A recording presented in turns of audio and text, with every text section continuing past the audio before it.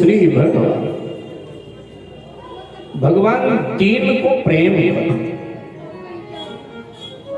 भगवान ने कह दिया कि मैं 9वीं तिथि में अवतार लूंगा।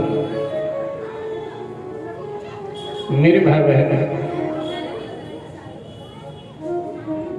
चैत्र का महीना है, वसंत ऋतु है, मंगलवार का दिन है, अभिजीत मुहूर्त है, पुनर्वसु नक्षत्र है, योग, लगन, ग्रह, वार, तिथि, ये पांचों अनुकूल हो गए। योग, लगन, ग्रह, वार, तिथि सकल भये अनुकूल, चर अरु अचर हर से जुत राम जन्म सुख मूल। ये 5 अनुकूल। त्रेता में जब ये 5 अनुकूल हुए तो भगवान श्री राम का प्रागट्य हुआ। और कलयुग में जब ये 5 अनुकूल जिन जिन के हो जाते हैं उनको श्री राम कथा गाने का, श्री राम कथा सुनने का दिव्य सुअवसर प्राप्त हो जाता। ये 5 अनुकूल भगवान के प्रागट्य का समय नजदीक देख करके शीतल मंद सुगंध 3 प्रकार का पवन बहने लगा। तो पवन देवता से तुलसीदास जी ने पूछा, आज बड़े आनंद में हो, प्रसन्नता में हो, क्या बात है महाराज? पवन देवता ने कहा, अयोध्या में भगवान का अवतार होने जा रहा है। बोले अवतार अयोध्या में, प्रसन्न आप हो रहे हो, कोई विशेष लाभ मिलेगा क्या? बोले विशेष लाभ मिलेगा, और विशेष नहीं बल्कि अति विशेष लाभ मिलेगा। बोले वो क्या? बोले मेरा बेटा हनुमान उनकी सेवा में जाएगा और बेटे के साथ मेरा नाम दुनिया में अमर हो जाएगा, इसलिए बहुत आनंद हो रहा है।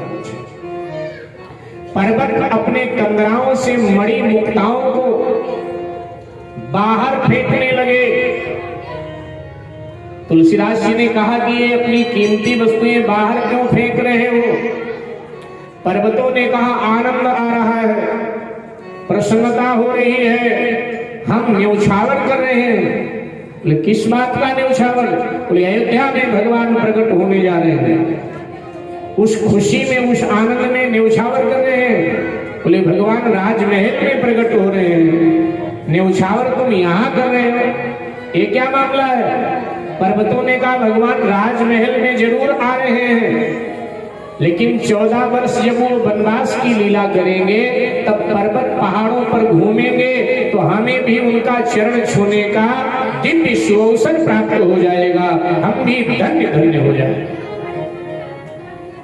वृक्षों में बिना ऋतु के फल फूल आ गए। ऋतु वाले तो फले फूले थे ही, जिन वृक्षों के फलने फूलने की ऋतु नहीं थी उनमें भी फल फूल था।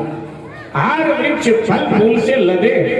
तुलसीदास जी ने पूछा, बिना ऋतु के फल फूल मामला क्या है?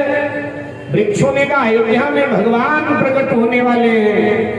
बोले भगवान अयोध्या में प्रकट होंगे और आनंद यहाँ वन में मनाया जा रहा है, ये क्या मामला है?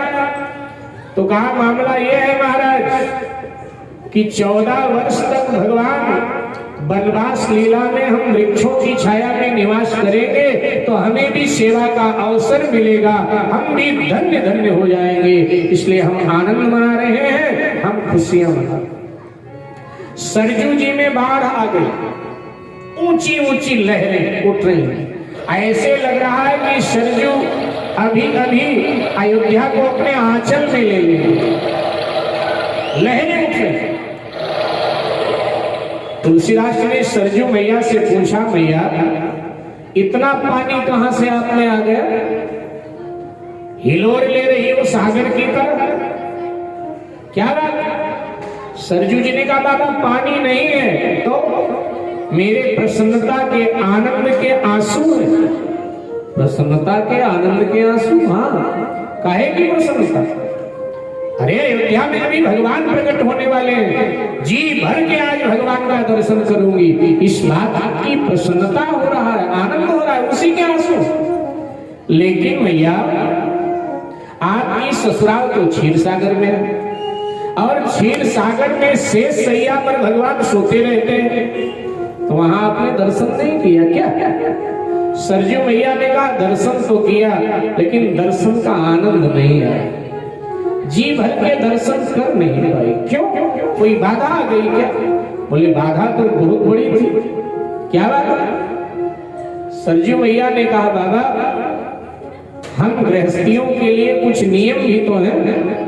अरे ससुराल में बहू रानी को घूंघट करना पड़ता है, तो क्षीर सागर में मेरी ससुराल और वहां शेष सैया पर भगवान सोते तो रहते हैं, वहां हमने देखा जरूर, लेकिन घूंघट था, क्योंकि ससुराल है मेरा तो घूंघट जरूरी है, तो वहां घूंघट था, वहां घूंघट में से मैंने भगवान को देखा, इसलिए जी भर के नहीं देख पाई। और आज अयोध्या में भगवान आ रहे हैं, अयोध्या मेरा मायका है, और मायके में बहन बेटियों को घूंघट करना नहीं पड़ता, तो यहाँ घूंघटा हटा करके जी भर के भगवान का दर्शन करूंगी, क्योंकि अभी हमने जी भर के देखा नहीं है, तो जी भर के आज भगवान को देखो। वैसे भी मेरे भाई बहन ये नारी मन, युग कोई भी हो, नारी मन है। किसी नारी के ससुराल में कोई मंगल उत्सव हो, कोई मंगल घटना घटे, तो मायके की अपेक्षा ससुराल में थोड़ा कम प्रसन्न होती है। वो उस दिन थोड़ा रूठी रूठी रहती है, खासकर पति से उस दिन जरूर थोड़ा रूठी रूठी रहेगी, मुंह बिगाड़ करके बात करेगी। लेकिन अगर किसी नारी के मायके में कोई मंगल घटना घटित हो, तो बहुत प्रसन्नता उसको होती है, बहुत आनंद होता है उसको। तो सरजू जी भी नारी हैं, उनके मायके में मंगल घटना घटने जा रही है, उनके मायके में भगवान आने वाले हैं, इसलिए बहुत प्रसन्न सरजू मैया तो कहती है मेरे आनंद की प्रसन्नता के आंसू। मेरे भाई भाई मैथिली शरण जी ने साकेत महाकाव्य में, साकेत रामायण में एक बड़ा दिव्य भाव दिया। आप सबने पढ़ा होगा साकेत महाकाव्य।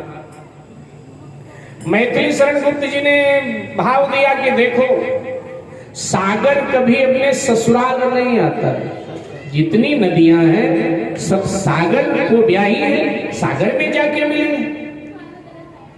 तो सागर कभी ससुराल नहीं आता है, क्योंकि अगर सागर ससुराल आ जाए फिर तो गजब हो जाए। लेकिन आज सागर ससुराल आ गया, आज सागर जो है ससुराल आ गया। मैथिली शरण जी कहते हैं सागर तुरंत अवधि तक आया। ये सरजू में जो लहरें उठ रही है ना, ये सागर आज आ गया है, और सागर में तो सदा ज्वार भाटा आता रहता है, ऊंची नीची लहरें आती जाती रहती हैं, तो सागर तुरंत अवधि तक आया। जब सागर को पता चला अयोध्या में भगवान प्रकट होने जा रहे हैं, तो उसने कहा कि मैं भी जाकर के दर्शन करके अपने सौभाग्य को बढ़ाऊं, मैं यहाँ क्या करूंगा। तो सागर आ गया है, इसलिए इतनी लहरें उठ रही हैं मेरे भाई। तो हमको आपको भी अयोध्या चलना चाहिए, चले मन चलो अयोध्या धाम, रखेंगे सीता सीताराम, मिलेंगे अवध बिहारी भक्त के आनंदकारी, मिलेंगे